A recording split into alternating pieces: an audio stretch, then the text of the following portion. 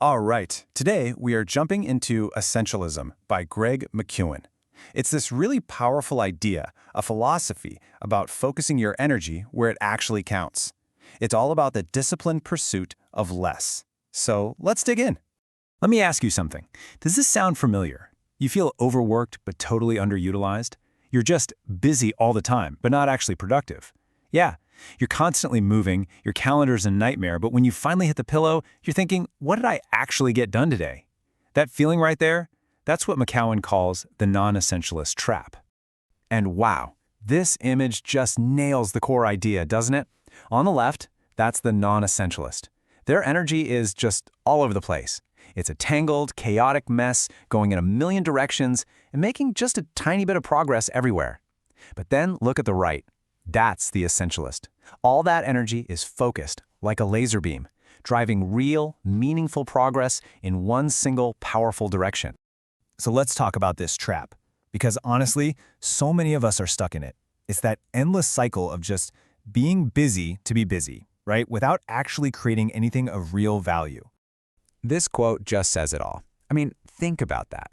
Spreading yourself thin isn't just inefficient, it can literally stop you in your tracks. The life of a non-essentialist is basically a life of accidental trade-offs. You're not choosing them, they're just happening to you. It's a whole lot of spinning your wheels with very little actual forward motion. Okay, and this table really breaks down the difference in mindset. It's huge. The non-essentialist is always thinking, I have to do this, or it's all important. It's a mindset of being a victim to your to-do list, right? But the essentialist, they flip the script. They say, I choose to, and only a few things really matter. It's about taking back control and making empowered choices. So, the big question is, how do we get out of that trap? Well, that's where the way of the essentialist comes in. And listen, this isn't some productivity hack about doing more with less. No. It's about doing less, but doing it way, way better. And it's really important to get this. Essentialism isn't just some nice fuzzy idea. It's a real system. It's a disciplined step-by-step approach to figure out where can I make my absolute biggest impact. And then, and this is the cool part, setting up your life so that doing that big thing becomes almost effortless. It all comes to this simple but powerful idea. You stop letting your inbox or other people's emergencies run your life. Instead, you become the architect. You deliberately design a life that's built around what is absolutely essential. You're the one in the driver's seat. And here we are again with this image because it's so important. It's not about how much energy you have, it's about where you point it. The non-essentialist energy is spread so thin it's weak and ineffective. But the essentialist, they focus all that energy into a single, sharp point. And that is what breaks through and makes a real, lasting impact. Okay, so you're probably thinking, this sounds great, but how do I actually do it? How do we start separating what's truly vital from all the trivial noise? Well, it starts with a mindset shift and then a really practical method for making choices. It all boils down to these three core truths. You have to internalize these. First, I choose to. You have the power of choice. You're not a victim. Second, only a few things really matter. Most of what we worry about is just noise. And third, I can do anything, but not everything. You have to accept trade-offs. And here's the key. A trade-off isn't a failure. It's a strategic decision. And this right here, this is the essentialist's ultimate filter. I mean, how great is that? If a new opportunity doesn't make you feel that overwhelming, hell yeah level of excitement, then the answer has to be no. It's how you fiercely protect your time for the stuff that really gets you fired up. Okay, so now we're getting into a super practical tool, and it all revolves around this one number, 90%. This is the key to a deceptively simple but incredibly powerful prioritization system.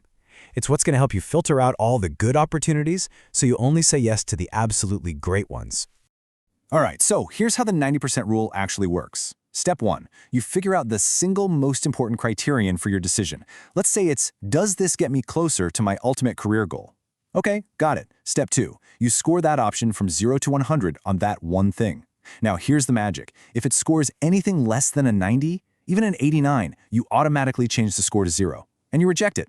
It's a brutally simple way to stop getting distracted by all those pretty good things that end up just cluttering your life. Okay, so we've talked about filtering new things, but what about all the non-essential stuff we're already doing? That brings us to the second and just as crucial part of the toolkit, the art of elimination.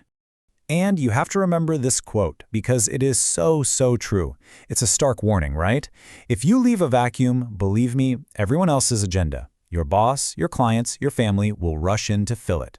Saying no isn't rude. It's how you protect what's important to you. So why is it so hard to quit things? Well, a huge reason is this little psychological trap called the sunk cost bias. You know the feeling.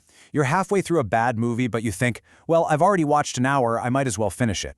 That's sunk cost bias. It's what keeps us chained to past decisions, even when they're no longer serving us. But there's an antidote. There's a magic question you can ask yourself to break free. Just ask this. If I didn't already have this commitment, how much would I sacrifice to get it?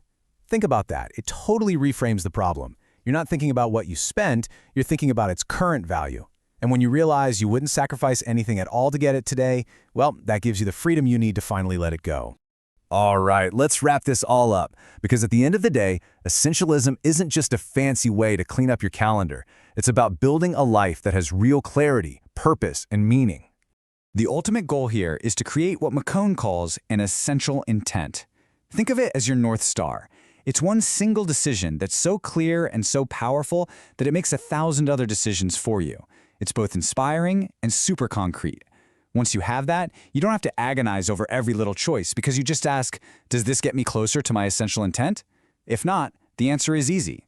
And that's really what it all comes down to. The way of the essentialist is about making a choice, a deliberate choice to stop living by default, reacting to everything that comes your way, and instead to live by design. To be the architect of a life where your time and energy are invested only in what truly, deeply matters. So I'll leave you with this question to take with you. What is essential in your life?